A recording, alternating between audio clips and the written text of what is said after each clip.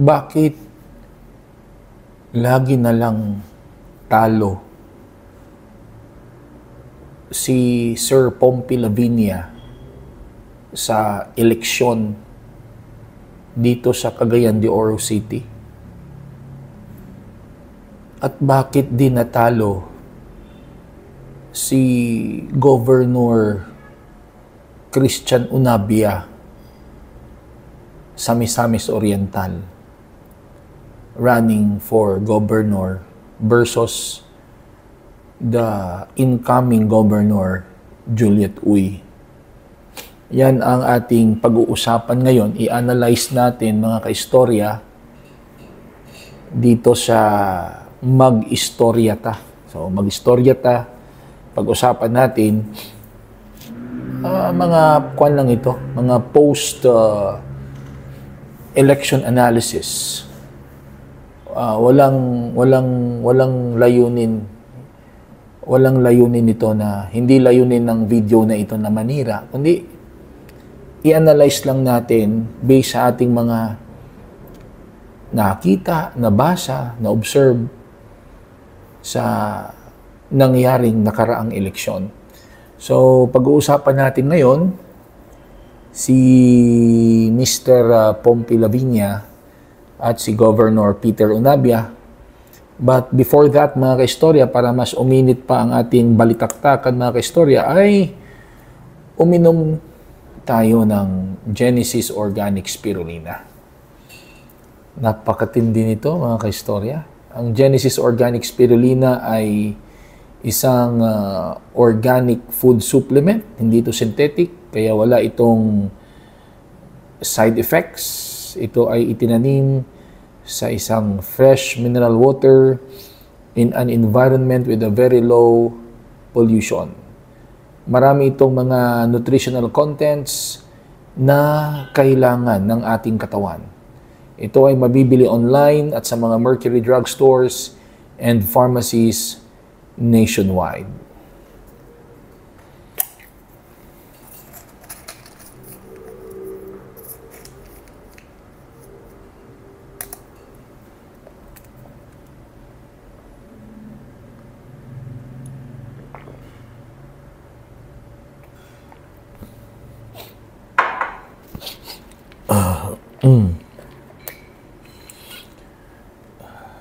Genesis Organic Spirulina, ang dekalidad na spirulina ng bayan, mabibili online at sa mga Mercury Drug Stores and pharmacies nationwide.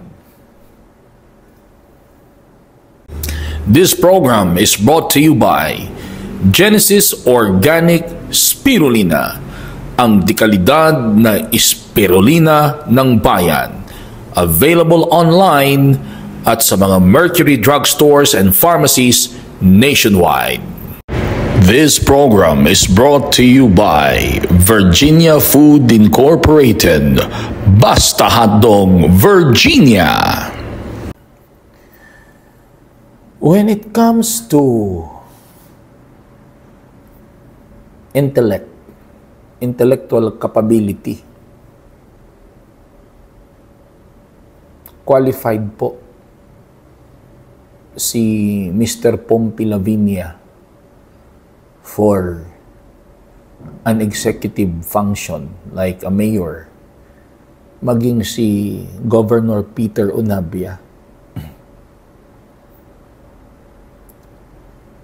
Yung dating company na minamanage ni Mr. Pompi Lavinia, hindi lalago yun kung hindi siya matalino.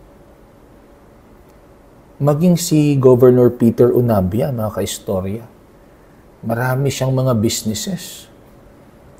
Ang pagbuo at ang pagpapalago ng isang negosyo ay hindi mo magagawa yan kung wala ka dito.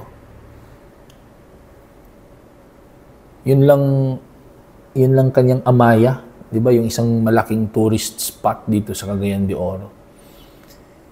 Hindi ang kaya ng isang taong wala dito. Kaya pagdating sa intellectual capability, pasadong-pasado. si Mr. Pompi Lavinia at si Governor Peter Onabia. Pagdating naman sa trabaho, hindi mo matatawaran yung the way sila magtrabaho, mga istorya. Magaling. Talagang hindi man kami close pero sa nakikita ko lang, the way sila magtrabaho, si Mr. Pompi Lavinia at si Governor Peter Onabia. Ito yung mga tao na performance-based talaga. At ito yung mga tao na result-oriented.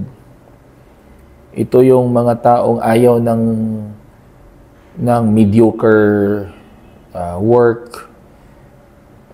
Ito yung mga klase ng mga tao na ang hinahanap talaga ay resulta. So magaling sila talaga, mga kaistorya. Performance-based, intellectual capability, magaling. Pero ang isang malaking question mark dyan, isang malaking katanungan, bakit sila natalo? Bakit? Ito si Mr. Pompi Lavinia, pang-apat na yata ito eh. Pang-tatlong takbo na yata nito sa Cagayan de Oro. Tatlo ba or apat? Na beses na pagtakbo na mayor dito sa Cagayan de Oro City. I think pang-apat yata, if I'm not mistaken. Ano? Pang-apat ba? Laging talo. Si Governor Peter Onabia, natalo din. Bakit? Ito. Iba kasi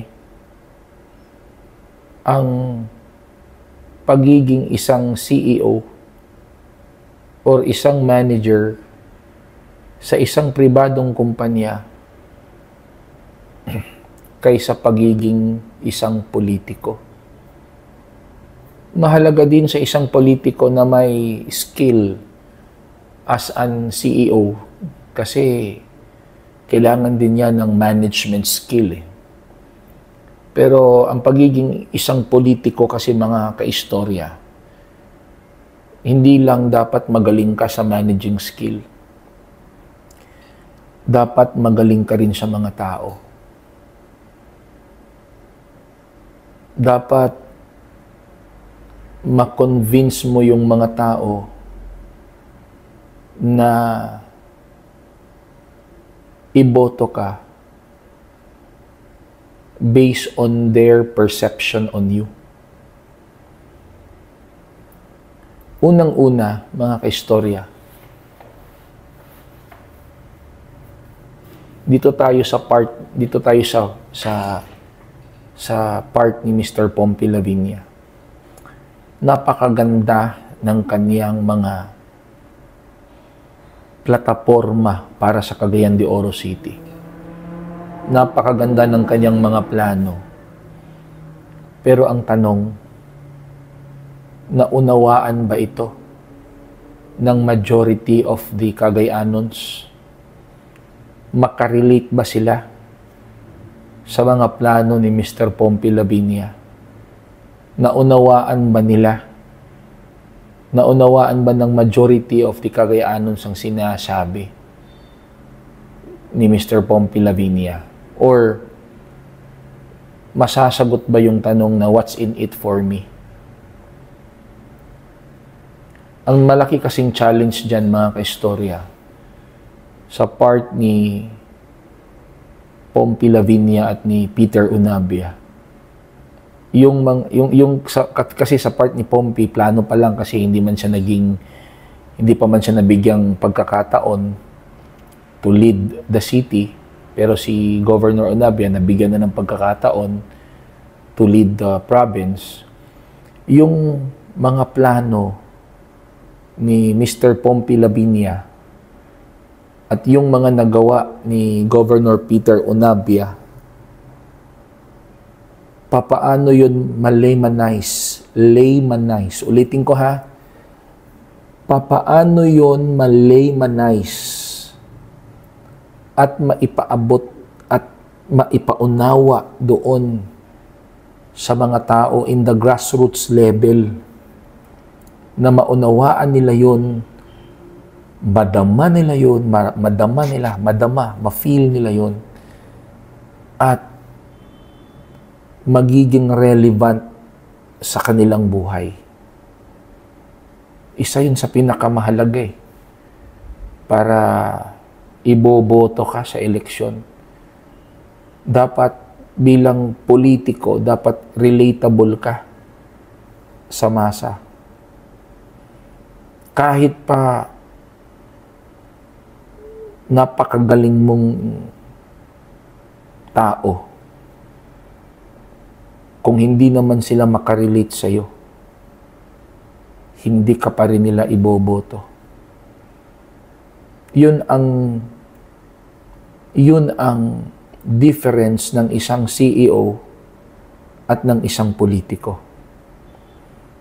Sa isang CEO, mga kaistorya, sa isang pribadong institusyon, hindi mo na kailangan ng perception ng ibang tao. Ang kailangan lang sa isang CEO ay gumagawa at may magandang resulta ang kanyang mga ginawa. Kung napalago mo yung kumpanya, napaganda mo yung isang organization, hindi na mahalaga kung anong sasabihin ng mga taong nakapalibot sa iyo.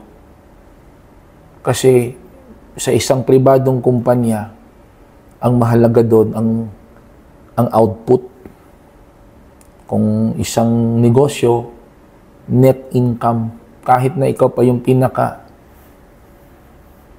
supladong CEO dyan, president, pinakamalditang manager, kung napalago mo naman yung kumpanya, talagang mamamalagi ka dyan sa pwesto mo. Kasi solely result-oriented lang yun.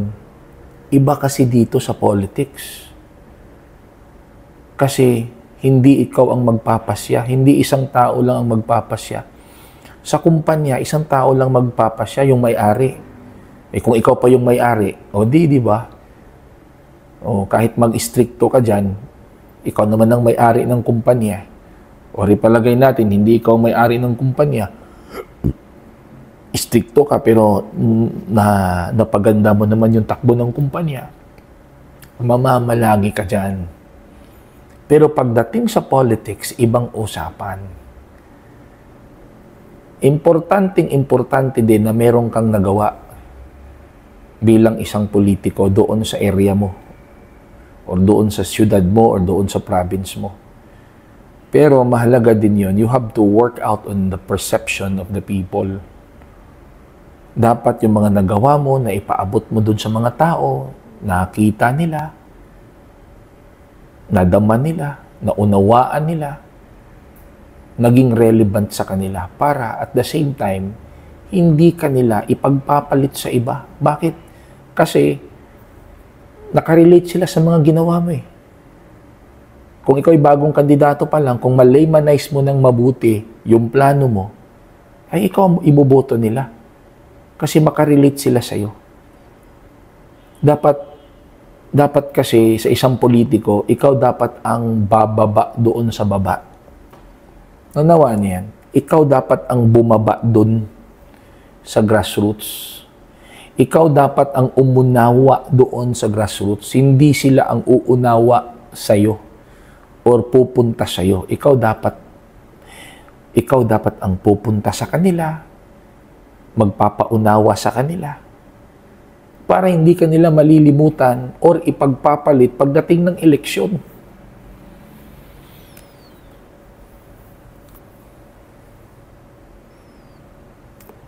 Kahit na ikaw ng pinakamagaling na mayor or gobernador dyan, pero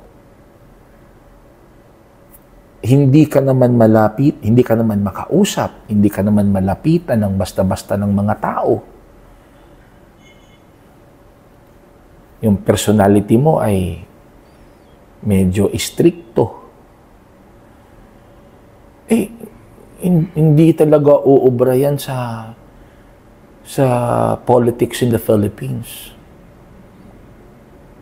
Talagang ang kailangan, some of the important ingredients. Una, kung bago ka pa lang, klaro yung mga plano mo, nauunawaan ng mga tao, makarelate sila. Kung ikaw ay incumbent, meron ka nang nagawa, merong resulta, meron kang mga resibo na maipapakita sa kanila at makakarelate sila doon. Isa yun. Ito yung pangalawa pinaka-importante. Dapat hindi ka istrikto. Hindi uubra dito sa Pilipinas ang isang istriktong politiko. Hindi talaga. Hindi mo talaga pwedeng ipipilit yung mga nagawa mo. Hindi mo talaga pwedeng i-impose doon sa mga botante na iboto nyo ako dahil ito yung mga plano ko. Iboto nyo ako dahil ito yung mga nagawa ko. Hindi. Hindi talaga. Kung istrikto ka, hindi ka talaga iboboto pagdating sa eleksyon. Ito yung nakita kong nagiging Achilles heel, kumbaga naging kahinaan ni Mr. Pompi Lavinia at ni Governor Peter Onabia. Hindi sila politiko, kundi CEO. Ang dating nila, CEO or isang high-ranking officer ng isang pribadong kumpanya. Diba yung title ng vlog natin, Bakit Natalo? Bakit laging talo si Pompi Lavinia at bakit natalo si Governor Peter Onabia? Kasi ang dating nila sa mga tao, hindi politiko. CEO. Iba yung CEO, iba yung politiko. Sa CEO, you are not at the mercy of the people. Sa isang CEO, ang tinitingnan doon, yung mga nagawa mo lang, yung resulta ng nagawa mo. Pero sa isang politiko, yung nagawa mo at yung pagiging at yung ugali mo bilang tao. Kung ikaw ba ay approachable, ikaw ba ay malapitan nila, ikaw ba ay makakarelate ba sila sa'yo? Nakakausap ka ba nila? Hindi bilang isang gobernur, kundi bilang isang tao, naka-level nila. Nararamdaman ba nila ang pagmamalasakit mo, pagmamahal mo sa kanila? Yun ang dapat dun. Doon laging nagkakaproblema si Mr. Pompi Lavinia. Hindi naman kasalanan ni Sir Pompi yan na ganun talaga yung personality niya. Di ba, Sir Pompi? Pero wala tayong magawa, Sir Pompi. We are at the mercy of the people. Kung ganun kasi yung personality natin na medyo stricto tayo, ay hindi talaga uubra. Oo. Tingnan mo yung mga politiko na natatapos nila yung mga terms nila. Tingnan mo yung mga personality nila. Majority of the politicians, hindi sila mga istrikto. Hindi sila parang CEO. Yung ibang mga politiko dyan, ang yayaman. Ang yayaman din. Pero tingnan mo kung makihalubilo sa masa. Tingnan mo kung makipag-usap doon, makikipagkapwa tao sa masa. Di ba? Napaka low-key. Yun ang gusto ng mga tao. Yun din sana kay Governor Peter Onabia. Kaya, nasubukan kasi si Governor Peter Onabia sa Misamis Oriental and so far, mayroon namang mga magandang nagawa si Governor Peter Onabia sa Mis-Or. Pero papaano yan, sir? Kung masyado naman tayong istrikto, hindi halos makalapit yung mga tao dyan sa office mo, dyan sa Kapitolyo, mahirap yun, sir. And this may serve as a lesson. At isa pa yun, sir, yung mga sumablay mong video, yung tungkol sa nurse, ganun. Di ba? Yung nurse video mo. Sa panahon kasi ngayon, sir, sensitive. Ang people nowadays are very highly sensitive. Ako, Sir Peter, yung joke mo na unawaan ko yun. Yung nurse joke mo, naku, patok na patok sa akin yun. Kasi, nung kabataan ko, yun ang joke namin eh. Yun ang joke na, acceptable joke yun. Pero ngayon, hindi na po. Very sensitive na kasi meron na tayong mga body shaming, meron na tayong mga Safe Spaces Act, di ba? Meron na tayong mga LGBTQIS, something like that, gender sensitivity. So yung joke mo na gayon, sir, hindi na applicable yan. Doon isang sablay din yun. Dapat kasi, yun nga sinasabi ko, dapat sa isang politiko, hindi istrikto. Hindi dapat istrikto ang isang politiko. Di bali nang matapang ang isang politiko. Iba kasi yung matapang, iba yung istrikto. Okay yung matapang. Lalong-lalo na kapag makuha mo yung Duterte formula. Yung Duterte formula, yung tapang at malasakit. Click na click yan sa politics. Kailangan kasi maramdaman, madama ng mga tao ang iyong pagmamahal at pagmamalasakit. Kaya mahalaga doon, papasok ang core messaging. Kaya, Sir Pompey, Governor Peter Onabia, sir, by 2028, kung may plano pa kayong tatakbo, yun lang ang i-workout natin, sir. I-workout mo yung personality nyo. I-tone down natin. I-tone down natin. Wag yung masyadong pang-CEO ang dating. Wag yung pang-CEO ang dating, istrikto ang dating. Wag ganun. Walang ganun. Hindi pa pwede talaga yan. Hindi talaga uubra yan sa Pilipinas. I-workout natin yun. I-tone down natin yung personality. Dapat medyo, dapat ang dating sa atin ng mga tao ay caring tayo. Talagang nagmamalasakit tayo. Minamahal natin sila. Naaabot nila tayo. Yung bang perception, yung bang image na pwede ka nilang dalhin sa bahay. Mga ganun na kahit mayor ka or kahit governor ka, pwede ka nilang imbitahan sa bahay para magkape-kape kayo doon. Di ba? Pwede ka nilang tawagin anytime. Ganun dapat. Kasi yun ang Filipino culture, sir. Okay, so anong masasabi nyo sa pinag-usapan natin ngayon? Please don't forget to write your comments below. At kung ikaw ay bago pa lang sa aking YouTube channel, please don't forget to subscribe. At kung ikaw ay nanonood sa aking Facebook page or TikTok account, please don't forget to follow, like, comment, and share. Hanggang dito na lang po at magandang araw sa inyong lahat.